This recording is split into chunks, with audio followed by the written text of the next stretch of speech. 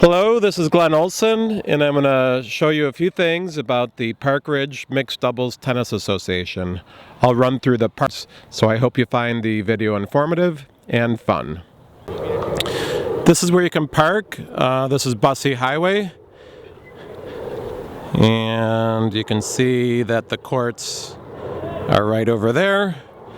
If you have trouble parking on Bussey, you can park in the church lot, which I'll show you shortly. This is St. Andrew's Church. This is their back parking lot. It is just east of Court 6, and some people park here as needed.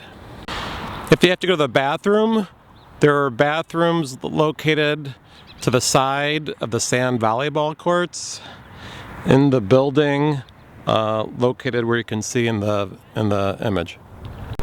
Okay, there's a drinking fountain outside court number 1. Cynthia will demonstrate how to drink water. And if you need to fill your water bottle, there is a spout on the bottom. Okay, the light panel is just outside court 1. The lights are on a timer. They won't turn on until 7 o'clock p.m. or they change as the sunset changes. To turn them on, just press all 6 buttons. And then they're on a timer. They will all turn off at 10:30 p.m. So you have to be done by 10:30 p.m. There are 6 courts. Cynthia is standing by court number 2. Court number 1 is to the left.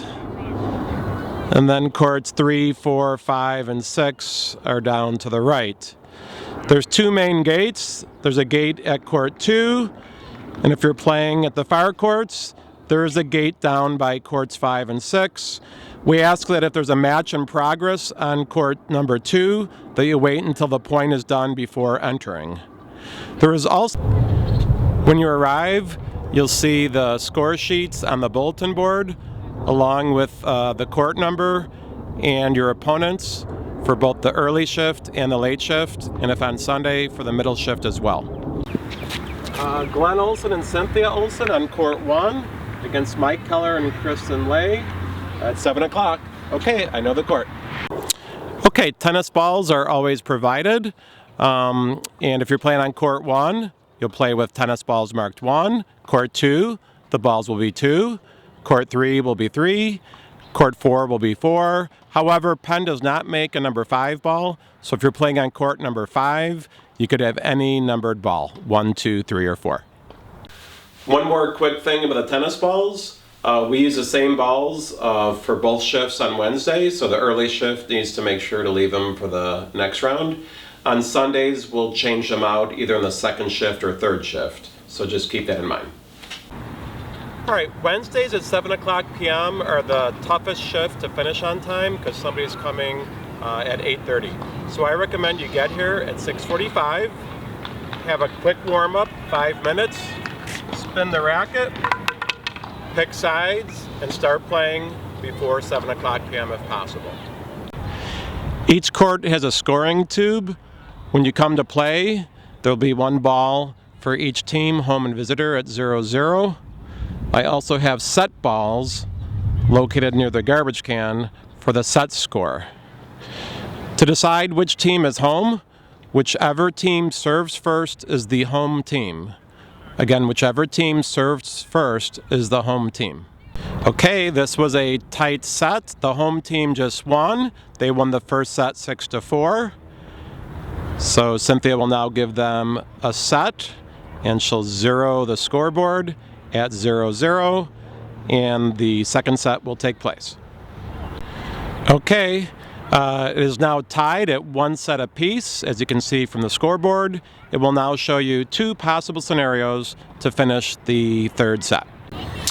Hey Cynthia, there's about 20 minutes left before we have to leave. How about if we just keep playing the third set, and who's ever up when time is reached wins the match?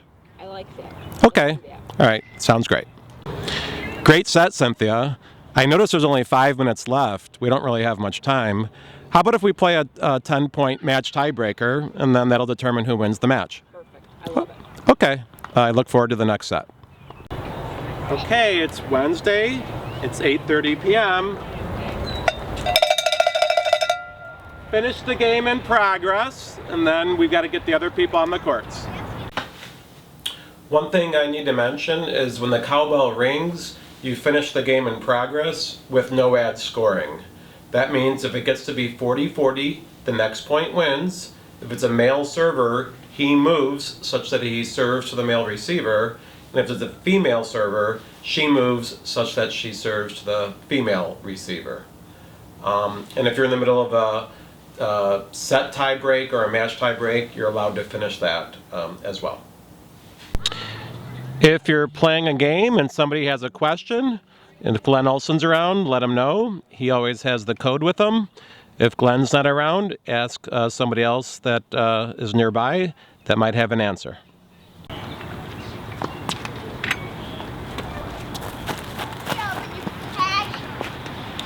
Ooh, it's raining out. Why don't we wait 10 minutes and see if it clears? Oh, it doesn't seem to be clearing. All right, let's go home. We only got 3 games in. The match is canceled. Doesn't count. There's no makeup. We'll probably see each other later in the season. Okay, when the match is over, shake hands with your opponents and your partner, and then record the score. Okay, in this match, Team 5 played Team 10, and to record the score, always put the games below the team.